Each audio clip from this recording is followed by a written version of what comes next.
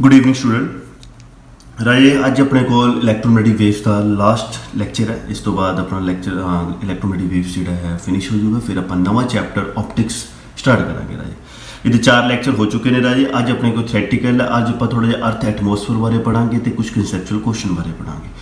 तो अज आप डिस्कस करते हैं अर्थ एटमोसफेयर बारे। तो गैसिस इनवैल्प सराउंडिंग द अर्थ जो अपने गैसिस के नाल जो एटमोसफेयर अपना घिरिया हुआ है राजे। वो 78% नाइट्रोजन है, 21% ऑक्सीजन है, 1% material like CO2 water vapour and dust particles ने। तुहानूं ऑलरेडी छोटी क्लासिस तो स्टडी करते आते हो।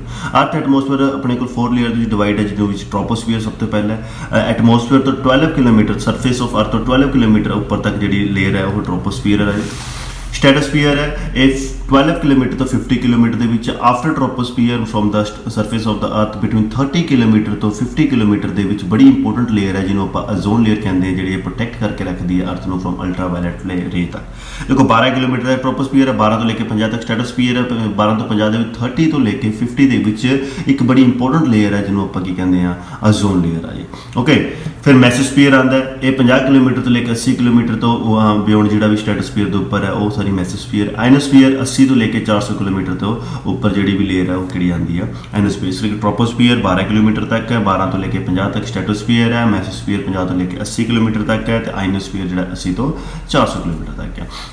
इसी तरह नैक्सट आता है green house effect. Green house effect होंगे है ट्रैपिंग करना, कि ट्रैपिंग करना है इंफ्रारेड रेडिएशंस की ट्रैपिंग करना by the CO2 present in the atmosphere, उन्होंने आप कहते हैं green house effect. Okay next अपने को आता है ये थोड़े को थोड़ा थ्योरेटिकल पार्ट से सारा फिनिश हो गया अपने को जो Hertz experiment, production of electromagnetic waves, application of electromagnetic waves. हम तुम देखो कंसैप्चुअल क्वेश्चन किस बिहाफ से आते हैं। जिमें सब तो पहला small ozone layer from the top of the stratosphere is crucial for human survival. Why ozone layer की प्रेजेंस क्यों इन्नी इंपोर्टेंट है फॉर ह्यूमन सर्वाइवल? तुम्हें पता है ओजोन लेयर जी टॉप ऑफ द स्ट्रेटोस्फीयर पई हुई है, ये most of the ultraviolet radiation जी सन तो आती है जी डेंजरस है फॉर लिविंग बींग्स लिए उन्होंने अब्जॉर्ब कर लेंदी है। तो इस करके small ozone layer is very crucial for a human survival.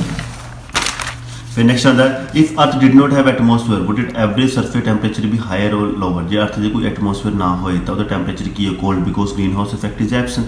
Green house effect जो है एब्सेंस हो जाएगा, इस करके वो कोल्ड हो जाएगा। It is necessary to use a satellite for a long distance TV transmission. Why क्यों नेसेसरी है सैटेलाइट वास्ते for long distance TV transmission? Because high frequency radio wave जो ने यूज होंगे ने television transmission are not reflected by ionosphere therefore reflect then satellite are used. क्योंकि जो high frequency radio waves ने which are waves in television transmission use करो नहीं reflect कर पाते एनोस्फीयर तो, इस करके आप सैटेलाइट यूज़ करते हैं।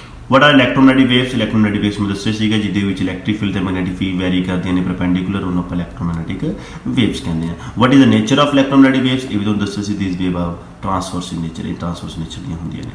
Right the following addition is in an ascending order in the respect of the frequency. Ascending order के लिखने लिखा है तुहानूं पता है एक्सरे हो गया, माइक्रोवेव हो गया, अल्ट्रावायलेट रे हो गया या रेडियो वेव्स हो गए, इन्होंने आप अरेंज करते हैं in the order of frequency. तो मैं दस एक टेबल आता है तो रेडियो वेव फिर माइक्रोवेव फिर UV रेज फिर अपने को एक्सरे आता है।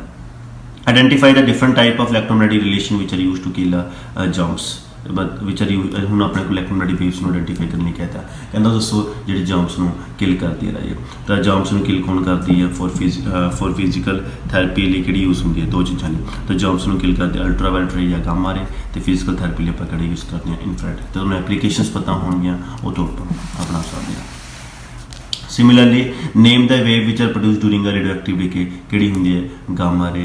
Welder and wear a special glasses while working why to protect the eye from ultraviolet rays. Name the electromagnetic waves maintain the earth warm किहड़ी रखती है इंफ्रारेड रे। किहड़ी एयरक्राफ्ट नैविगेशन विच यूज़ होंदी है रेडियो वेव। इस तरह के क्वेश्चन बन सकते हैं। नेम द इलैक्ट्रोमैग्नेटिक रेडिएशन जी वेवलेंथ 1 नैनोमीटर तो 10⁻³ नैनोमीटर के है तो उन्होंने एक्सरे कहते हैं। किहड़ी वेव्स यूज़ होंदी है फोटोग्राफ इन फोगी कंडीशन के इंफ्रारेड रेज कहते हैं। Which type of electromagnetic waves for the treatment of muscular pain वास्ते यूज़ होंदी है उन्होंने आप इंफ्रारेड रे कहते हैं। ठीक है जी। तो ये सारे कुछ अपने को ਜਿਹੜੇ ਸੀਗੇ ਇਹਦੇ बेसिस ਤੇ कंसैप्चुअल बन सकते, बस ਤੁਹਾਨੂੰ एप्लीकेशंस पता होनी चाहिए कंसैप्चुअल अपने आप हो जाएंगे। ये सीगा आज टॉपिक इलैक्ट्रोमैग्नेटिक वेव्स क्लीयर हो गया, फिनिश हो गया। इस थ्योरेटिकल पार्ट है, कोई न्यूमेरिकल नहीं है। फिर नैक्सट आप हम करांगे स्टडी ऑप्टिक्स वाली।